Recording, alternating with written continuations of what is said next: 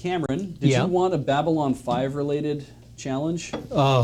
Sure, why not? Sure. I will mark that as an acceptable thing. Well, I'll mark it as we're accepting it. Maybe not that it's acceptable, but yeah. What do I got to do? It is a reading, and I hope that it is. Are you okay?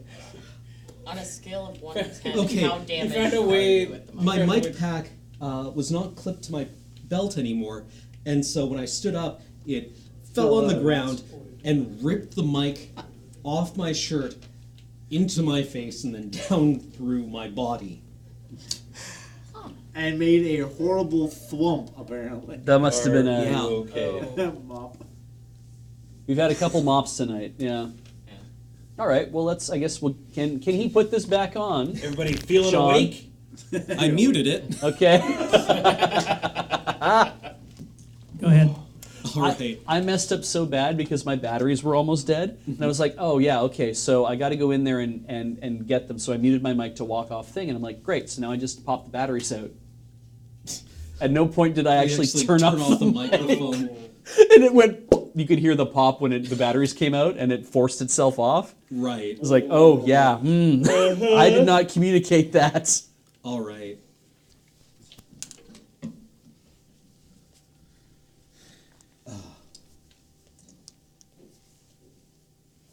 Ben, I got one for you after this. Okay.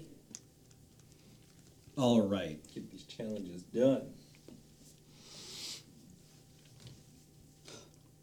The universe speaks in many languages, but only one voice.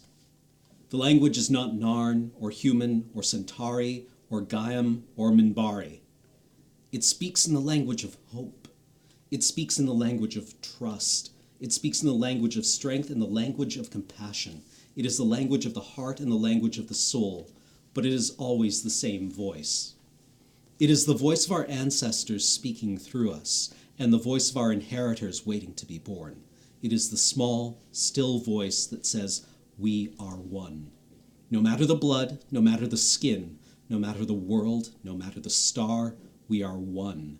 No matter the pain, no matter the darkness, no matter the loss, no matter the fear, we are one. Here, gathered together in common cause, we agree to recognize the singular truth and the singular rule, that we must be kind to one another, because each voice enriches us and ennobles us, and each voice lost diminishes us. We are the voice of the universe, the soul of creation, the fire that will light the way to a better future. That was great, Cam. Yeah, that What's the context for that scene? was that in season 5 when Jakar essentially becomes a religious leader. Babylon 5 is a 1990s television show. It's pretty good. It was actually like, people always refer to it as like the first great experiment in serialized television if you disregard soap operas, which had been doing it for 40 years before that. Soap operas for nerds. Yeah, Yeah. basically. And it was, a pretty decent science fiction show. And one of the characters was... The concept for the show is that Babylon 5 is a space station that serves as a diplomatic hub for the galaxy. And so Earth had recently just gotten absolutely curb-stomped in a war that didn't need to happen. So the Earth government was like, maybe we should try to talk to people. Maybe we should try to prevent wars in the future. And so they build this giant space station that's run by the human government where everyone sends ambassadors and everyone is supposed to like hash out their problems. And the ambassador for one of the alien races who was recently, they're called the Narn, and they had recently liberated themselves from occupation by another alien empire, the Centauri.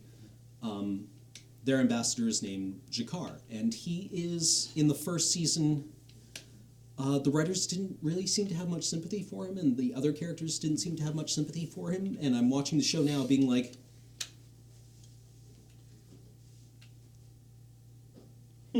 what? Because they're like, Jakar, you and the Narns are really being hard on the Centauri here. Yeah. You don't you're free now. You don't need to like Hold a grudge? yeah. And Jakar is a very kind of like in the first seasons he's very aggressive and militant, and he pushes for war on quite a few occasions. And over the course of the series, he becomes a much more gentle, pacifistic, spiritual character. And Cool. he's great. Reminds There's me so many very much of space Kira shows. from DS9. Hmm? Kira? DS9? Oh yeah, exactly. Like if it's weird, as soon as they made the Bajorans not crinkly nosed people and instead made them kind of reptilian, Yeah. everyone was like, oh, but now they're scary. Yeah. Yeah. Right. Those reptilian brains. Yeah, it's weird. It was like, a lot of hash has been made, or a lot of ink has been spilled about how DS9 ripped off Babylon 5.